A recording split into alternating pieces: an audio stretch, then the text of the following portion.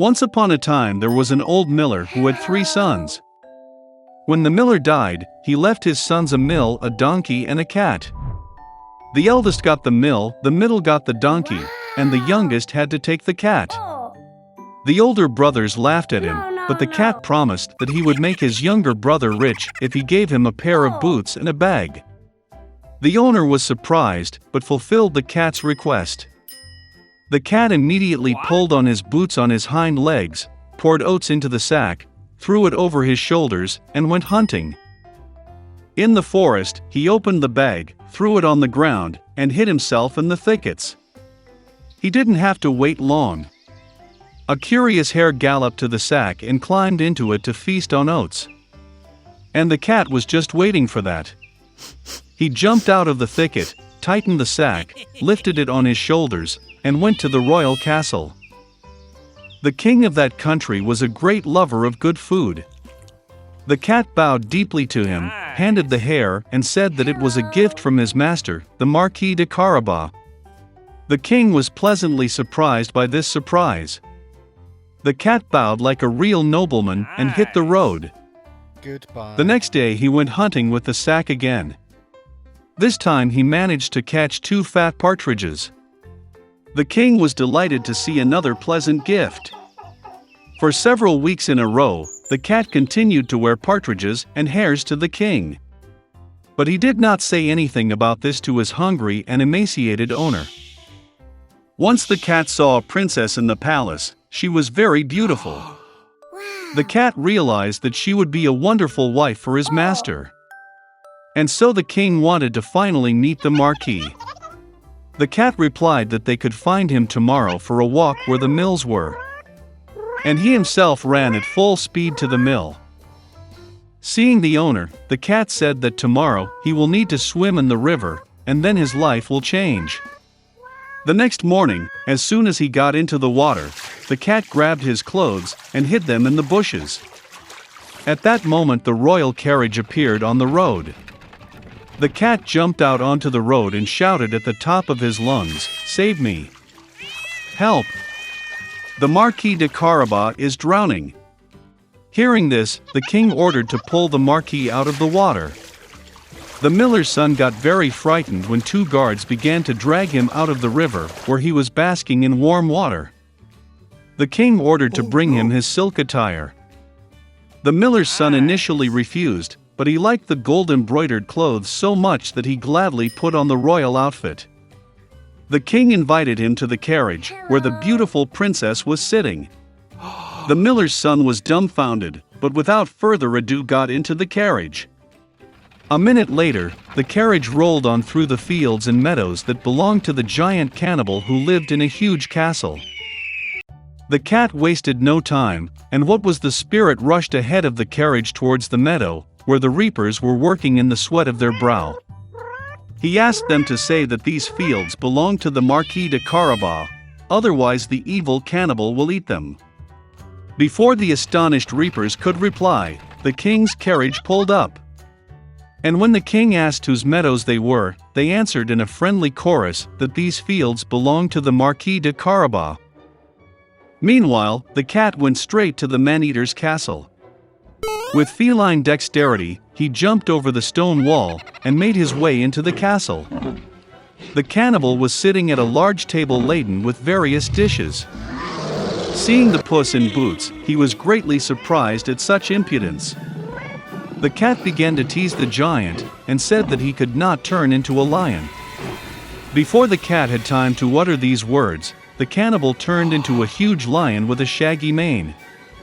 The cat's soul went into his boots from fear, but he overcame it and said that the cannibal could never turn into a mouse.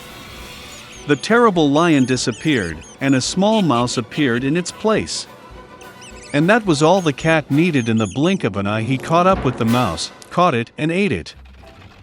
At this very time, the royal carriage drove into the castle courtyard. Opening the carriage doors, the cat bowed politely and said that he was glad to see everyone in the castle of the Marquis de Carabas. It is difficult to say who was more numb from amazement at these words, the king or the miller's son, who already did not understand anything at all. The cat took the guests to the table. At the end of the dinner, the king, having eaten to the fullest, said that the marquis was indeed a very worthy man, therefore he would gladly give his daughter to wife. The princess was happy, young, handsome, and besides, she really liked the rich marquis. Soon they played a wedding. So the miller's son married a princess and became a prince. All of them lived happily ever after, especially the cat, who proudly paced the palace in high boots. Once upon a time there was an old goat. She had 7 kids. She loved them as much as only a mother can love her children. She was going to go into the forest, bring herbs and branches for lunch.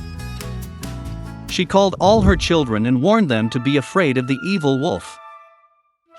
He often pretends, but you can immediately recognize him by his rude voice and black paws. The kids understood everything and assured their mother that they would be very careful. The old goat set off calmly. Little time has passed. Suddenly, someone knocked on the door and shouted in a rude voice that the kids should immediately open it. But the kids from the rough voice realized that it was a wolf. They answered that it was not mother's voice. Her voice was kind and thin, and this voice was very rude, which means it was a wolf. Then the wolf went to the merchant and bought himself a large piece of chalk. He ate it, and his voice became thin. He came back, knocked on the door, and in a thin voice asked the kids to open it. The wolf put its paw on the window and waits. And the kids saw her and answered that the mother's paws were not black, but white, which means it was a wolf. Then the wolf ran to the bakery and asked to give him some dough. The wolf anointed his paw with the dough. The villain approached the door for the 3rd time, put his white paw on the window and knocked. They saw the kids that the paw was white, and thought that it was their mother. They opened the door, but there was a wolf in front of them. They got scared and began to scatter in all directions. One kid jumped under the table, another on the bed, the 3rd on the stove, the 4th into the kitchen, the 5th into the closet, the 6th under the sink, and the 7th hid in the grandfather clock. But the wolf found them all, opened its jaws and swallowed one by one. Only one thing he did not find: the youngest, who hid in the clock. Having eaten his fill, the wolf left. He stretched out on a green meadow under a tree and fell asleep. Soon an old goat came home from the forest. Oh, what did she see there? The door was wide open. The table, chairs, benches were overturned. The wash basin was broken. Pillows and blankets were thrown from the bed. She began to look for her children, but she could not find them anywhere. I called them by name, but no one answered. She went up to the clock, and in response there was a thin voice of the youngest kid. She took him out of there, and he said that a wolf came and ate everyone. How the goat cried for her poor children. Finally, she left the house, and the youngest kid ran after her. She came to the meadow, so a wolf was lying by the tree and snoring, so that the branches were trembling. She looked at him from all sides and saw that in his swollen belly something was moving and floundering. She guessed that these were her children, and was very happy that they were still alive. She told the kid to run home as quickly as possible and bring scissors, a needle and thread. Then the goat cut the belly of the wolf with scissors, and from there one kid stuck out its head. And then the others jumped out, all 6, and nothing bad happened to them. What a joy it was! They began to hug their mother, jump and dance. Then the old goat said it would be nice to teach the wolf a lesson while he was still sleeping. They pulled stones and stuffed them into the wolf's belly. An old goat sewed up his belly, but he did not notice anything, never even moved. The wolf slept, got to his feet and felt such a thirst in his belly that he decided to drink water from the well. He barely approached the well, bent down to the water, and heavy stones pulled him to the bottom of the well. 7 kids saw this and began to dance for joy with their mother. That's how they taught the evil wolf a lesson.